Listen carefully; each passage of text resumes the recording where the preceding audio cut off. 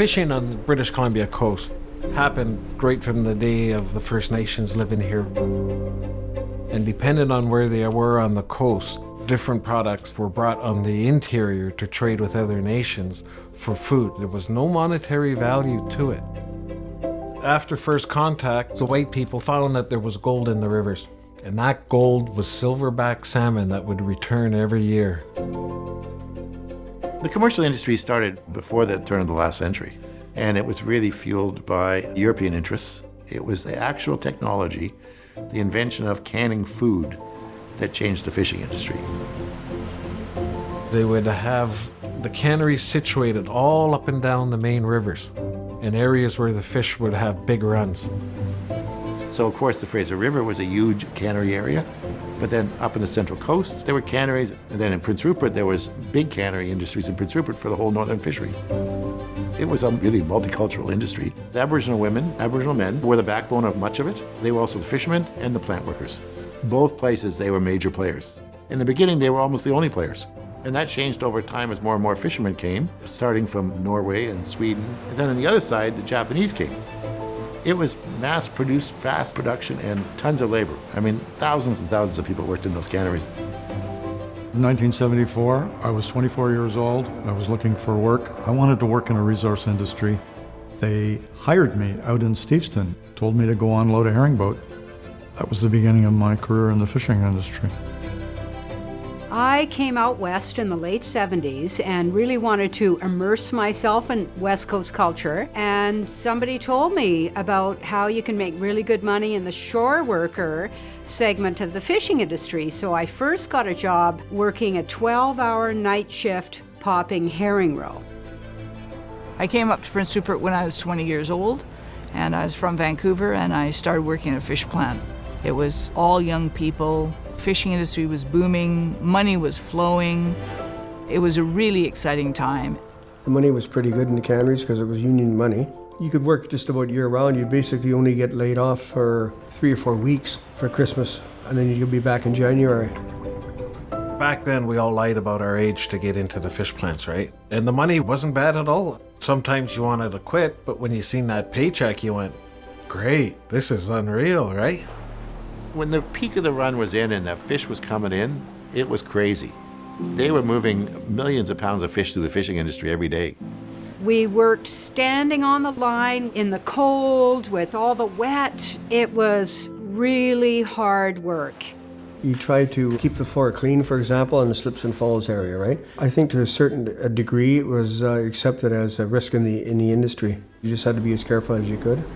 You know, machines that chopped, machines that sliced, machines that cut, machines that crushed, a lot of machines where you could really run into trouble. And you use your hands a lot, repetitive motions and a lot of strain. So it had a whole lot of things that added up to a tough place to work where safety and getting injured was part of the job, and often considered part of the job. We just kind of accepted that as the nature of the work. The company wanted to get everything through the plant as fast as possible. That was the #1 job of a fish plant manager, was to get that fish in from the dock into the can in the least amount of time. Certainly health and safety was at the bottom of their list of things to be concerned about. It was an industry driven by the demands of production. And getting them to stop and think about the other issues during that time was really tough. You know, if you got hurt, go home, get out of here. We don't need you, get lost. You know, I mean, it was that kind of thing.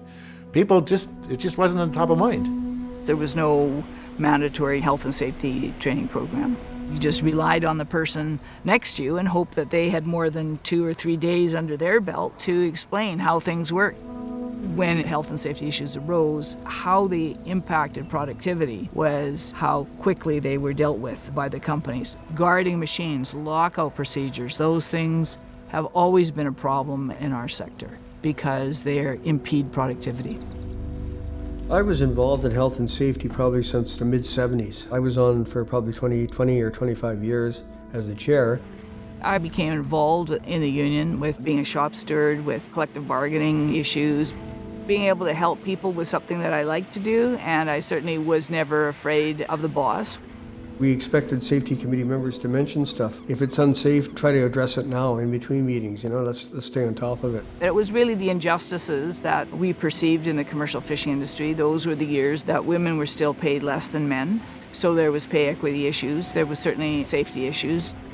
I think we were able to address a lot of these issues. You didn't always get what you wanted, but you made them aware of the issue, the employer. There was a growing level of awareness that the repetitive motion work was onerous work. I think that's around the time the union really started to lobby for WCB claims for repetitive motion strain. And WCB would always come up with some kind of reason why you should not get a claim. There's certainly an acknowledgement that all the way through the 80s and going into the 90s, musculoskeletal injury claims were not accepted. Many of them were denied. The reason for that was board adjudicators didn't really have any information to go on. There were no scientific studies that had been conducted and established that, in fact, there was a correlation between musculoskeletal injury, carpal tunnel syndrome, and the workplace, and that was very important. We looked at the injury rates in the fishing industry, and we wanted to do something about that. So we decided that jointly we would contract with UBC and that we would do a study of herring roe popping to see what's the best way to take the roe out of the fish, both to make sure we don't damage it, but also to protect the people doing the work. The goal of the study was to identify the onset of upper limb musculoskeletal injuries in fish processing workers and the risk factors in the work related to them. I was specifically looking at 7 different techniques that were being used to extract the roe and which of the techniques had a lesser onset of musculoskeletal injuries related to the work. We indeed found the onset of full-blown carpal tunnel syndrome and tendinitis from pre-season to peak season, which was 6 weeks later, in a huge percentage of the workforce. And indeed, the companies that allowed workers to choose their technique or to vary their techniques had a lesser extent of injury. Did we eliminate all the injuries? No. Did carpal tunnel suddenly disappear? No. But rates went down and people were healthier. And that's what it takes. We went to the bargaining table, we negotiated it, we went out and we studied it, we brought people in, we did it objectively, and at the end of the day, people were safer. Now that is how it should be. The safety in the industry became a lot better because of the roles of safety committees in all of the plants and the initiatives that they took on to make sure each and every one of their individual work sites issues were dealt with properly by management and duly recorded in minutes. So the paper trail was there if action was not being done. It took everybody. You needed the companies to take responsibility and own up to it, and you needed the WCB to enforce, because without enforcement and without consequences, then nothing changes. And that's what you had to have to make it work. And it was all those things working together that I think saved lives. Just in the 1990s, I started to see things changing, and I think it was part because of the workers pushing for change, as well as the union, I think. If there's a lesson, even after you do all that we did to clean this up, and we did, that if you don't keep it cleaned up, it just goes back. Because the power of production and ignorance combined together and lack of enforcement means that it will go back to the way it is if it's faster.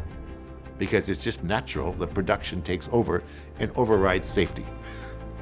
When I look back at my career, I see an industry that was thriving, where we had so much work, where we produced such good quality fish, to now an industry that's looking at trying to get as much fish as they can in for the cheapest price and get it out of the country with the least amount of processing.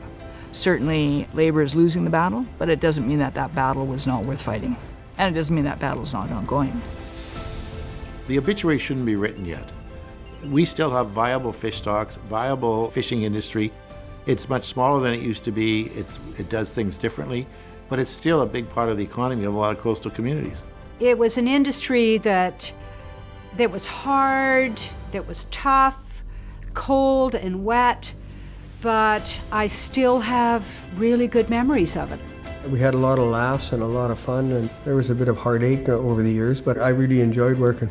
My feeling is there's a lot of workers that have been in this industry for a long, long time, so anything that can be done to protect the resource and keep those jobs would go a long, long way to satisfying their needs for the future. I was there 37 years, and I still talk about it. And when I talk about it, I'm still proud of it. We're the best damn shore workers in the world. We turned out one of the finest products in the world has ever seen in regards to the quality of the fish. Some people say it's a sunset industry. I still look at it as a sunrise industry. I think there's lots of potential for the fishing industry to still be here.